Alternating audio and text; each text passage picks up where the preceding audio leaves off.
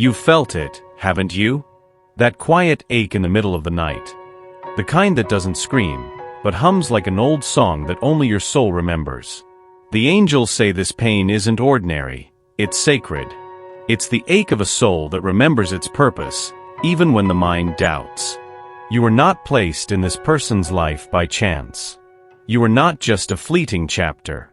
You are the prayer they once whispered in the dark, the answer they didn't know would wear your face. The angels reveal, he doesn't know it yet, but he called you in when he was breaking. And your presence was the beginning of his healing. At first, he didn't recognize it. You arrived like light through a cracked door, too gentle to frighten, too persistent to ignore. Something about the way you walk in your truth, quietly yet powerfully, unsettled his certainties. You didn't need to prove yourself. You just existed. And that was more disruptive than any declaration. He felt your energy before he saw your face. Your soul had already whispered to his, long before words were exchanged. You awakened a frequency in him that he buried under layers of logic, pride, and survival.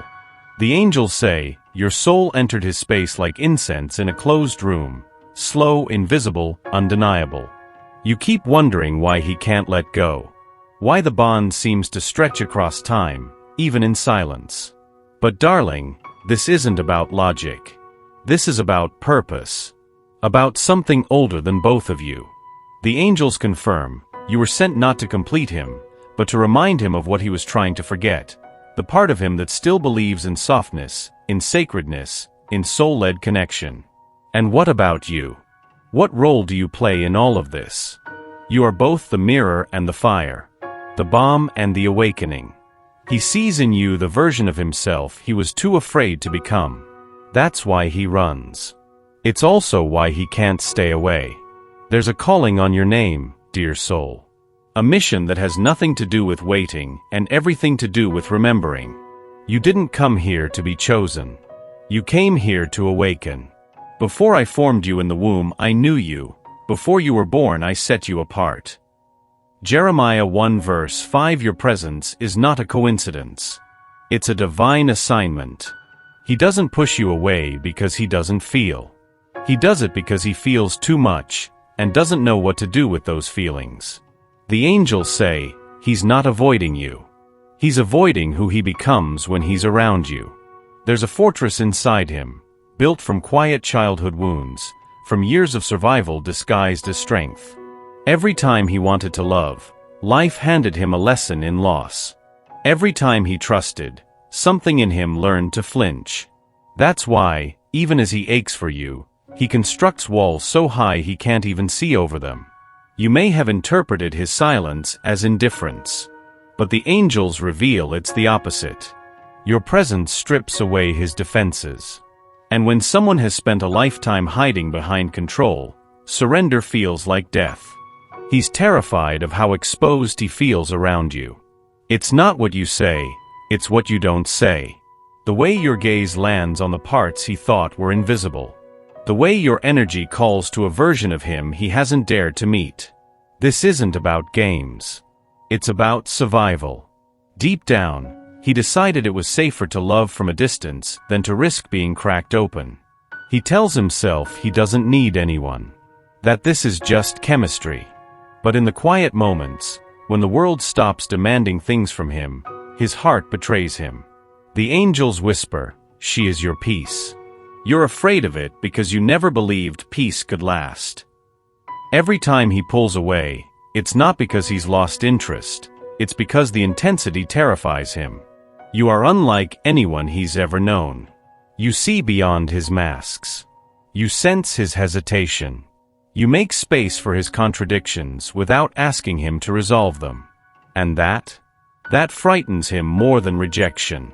He's not rejecting you. He's rejecting the version of himself that believes he deserves this love. And until he meets that version, until he stops resisting the mirror you've become, he will keep pacing in circles, building walls from truths he's not ready to confront. But you must not shrink. You must not dim your light to make him feel safer in the dark. Your role was never to make his journey easier. Your presence is the path. And that path, even when met with resistance, is sacred. You've waited long enough in the shadows of someone else's transformation. The angels say, you were never meant to disappear so someone else could find themselves.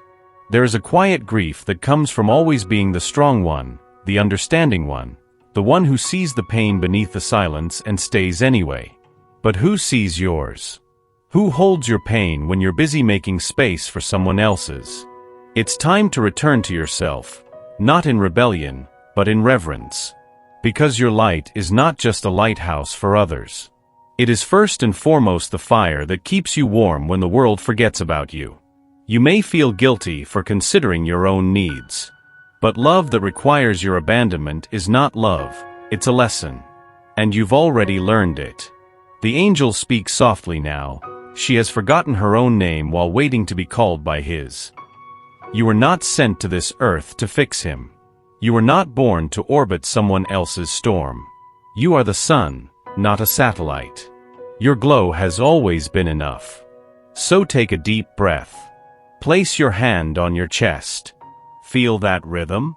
That's your life calling you back. Not away from him, but back into balance. Back to the place where your needs matter just as much. You can love him without losing yourself. You can hold space for his journey and still fill your own cup. You can pray for him while also choosing joy for yourself. Because the truth is, this connection, as divine as it is, was never meant to silence your own soul's calling. It was meant to amplify it and to reflect your strength back to you. He may not be ready yet, but you are. Ready to rise. Ready to nourish your dreams again. Ready to shine for reasons that have nothing to do with being chosen. The angels remind you, her worth is not proven in waiting. It is declared in being. So choose the candlelit bath. Choose the walk under the moonlight. Choose the laughter, the solitude, the prayers whispered only for you. Let your soul hear its own name again. Because when you return to your own light, he will see you not as the one who waited, but as the one who remembered. He doesn't run from you. He runs from what you reflect. The angels say, she is the mirror he didn't ask for, but the one his soul needed. You think he's confused about what he feels. But confusion is not the absence of clarity, it's the presence of resistance. And what he resists is the truth of himself that you silently reflect. When you entered his life, it wasn't subtle. Even if the meeting seemed ordinary, your energy was not. Your eyes saw through the performances. Your presence held a kind of mercy he wasn't sure he deserved. You didn't need to expose his wounds. Your love made them visible. He sees in you the kind of vulnerability he's denied himself. Your softness feels like danger to someone who has learned to survive in armor. You awaken in him the boy who was once told not to cry, not to hope, not to believe in love without condition. The angels whisper, when she loves, the shadows rise to meet her light. And that is exactly what's happening. You're not just a woman to him, you are a revelation. You are prophecy in motion. He sees in you the possibility of redemption, and the fear of being fully seen. Every time you smile, it unmasks the lies he's told himself about being unlovable. Every time you forgive his distance, you dismantle another layer of shame. Every time you stay kind, even when you feel confused, you crack open the door to healing he thought was securely bolted shut. You've wondered why he turns cold, why he disappears when things get too close. But intimacy with you is intimacy with his own truth. And the truth, as liberating as it is, also dismantles illusions. You didn't come into his life to make him comfortable. You came to awaken the parts of him he buried. To be the mirror that doesn't judge, but reflects the soul in its rawest form. And mirrors, dear one, are not always welcomed by the wounded. Still, don't look away. Don't dim your reflection to soothe someone's denial. Because even if he avoids your gaze now, there will come a moment when he returns, not for your love, but to finally meet himself in your eyes. He doesn't know what's happening to him, but something is breaking open. The angels say, a quiet fire has begun in his chest, and he doesn't know if it's love, or the undoing of everything that came before you. You've felt the shift. Maybe not in words, not in actions, but in the way his silence no longer feels like absence. It feels like stirring. Something is waking up inside him, something he can't name, but that your soul recognizes. This is the part no one warns you about. When the heart begins to thaw, it doesn't bloom gently. It shatters first. He is beginning to feel again. Not just for you, but for himself. The numbness that protected him is starting to fade, and behind it, the flood. You may not see it yet. You may still doubt the connection. But the angels reveal. He replays your words in the dark. He rewrites the moments where he left too soon. He imagines a version of himself that could hold you with both hands, instead of trembling ones. This is the sacred chaos of awakening. The in-between where the past no longer fits, but the future still feels too tender to claim. You are the reason his soul is questioning everything. You are the vibration that dislodged the weight in his chest. Not because you tried to fix him, but because you loved him without asking him to be whole first. He doesn't yet know how to hold this kind of light. He's used to survival love, the kind that demands, performs, pleases. But you've offered soul love. Silent love. Unconditional love. And that kind of love terrifies the unhealed. The angels show me that he is waking in stages. Small moments, like the way your name echoes in unexpected places, or the way his body softens when he thinks of you. These aren't accidents. These are soul echoes. And they're guiding him toward you, one surrendered breath at a time. This awakening isn't linear. There will be backslides. There will be fear. But every inch he inches toward you is a step toward the man he's meant to become. You didn't just walk into his life. You lit the way forward. You've seen it before, the closeness, the spark, the retreat. A rhythm so familiar that it feels like a haunting. The angels say, he isn't playing with your heart. He's playing defense against a feeling he can't control. When he pulls away, it's not because the connection faded. It's because it deepened. The more he feels, the more the old wounds scream. And every time your love brings him closer to his truth, his fear demands distance. You think you did something wrong. But this is not about your worth. This is about his wounds. The cycle repeats because healing isn't linear. He opens up, feels, and panics. Then comes the silence. The disappearance. The ghost of who he becomes when he's overwhelmed. But something is shifting. The angels reveal, each time he returns, it's not to repeat the past. It's to revisit what he's not ready to let go of. You're not just a chapter he's finished reading. You're the book he keeps coming back to, even when he insists he's done. Deep down, he doesn't want to forget. He wants to rewrite. Yes, the push and pull is painful. Yes, you deserve more than crumbs. But the angels want you to understand, this dance isn't cruelty. It's confusion. It's the unraveling of survival instincts that once protected him, now betraying him in the presence of genuine love. You're triggering a sacred pattern within him, the pattern of being loved unconditionally. And when all he's known is love that demands performance, your acceptance feels foreign, even threatening. He steps back because he's afraid of losing control. He comes back because he already has. You might wonder, how long can this go on? How long can I hold space for someone who doesn't hold me in return? The angels reply, love doesn't ask you to wait, but it does ask you to understand. And in this understanding, you must also protect yourself. You are not his savior. You are his mirror, his muse, his moment of truth. But you're also your own. And your healing matters too. Stay soft, but remain whole. Because every time he leaves and finds his way back, he's not just looking for you. He's searching for the parts of himself he abandoned. And one day he might finally stay, not because you waited, but because he finally remembered who he is through you. There's something he can't put into words when he thinks of you, something that comforts and unsettles him at the same time.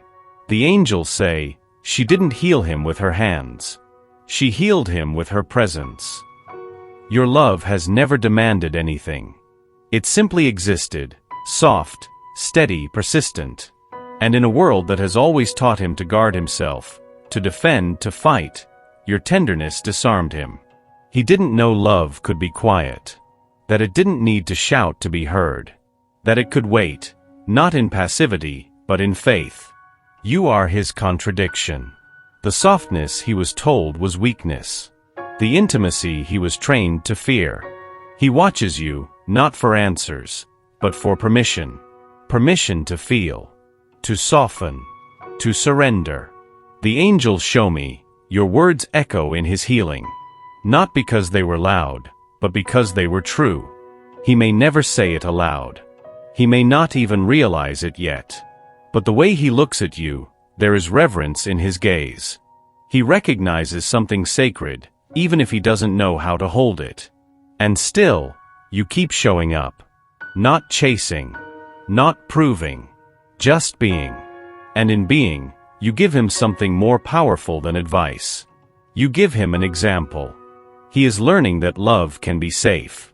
That he doesn't need to be perfect to be loved.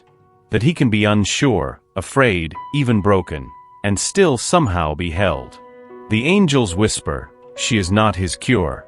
She is his invitation to heal. Love, in its highest form, is not performance, it's presence. And your presence has become medicine. The kind that doesn't work overnight, but seeps into the soul. He feels different after being with you.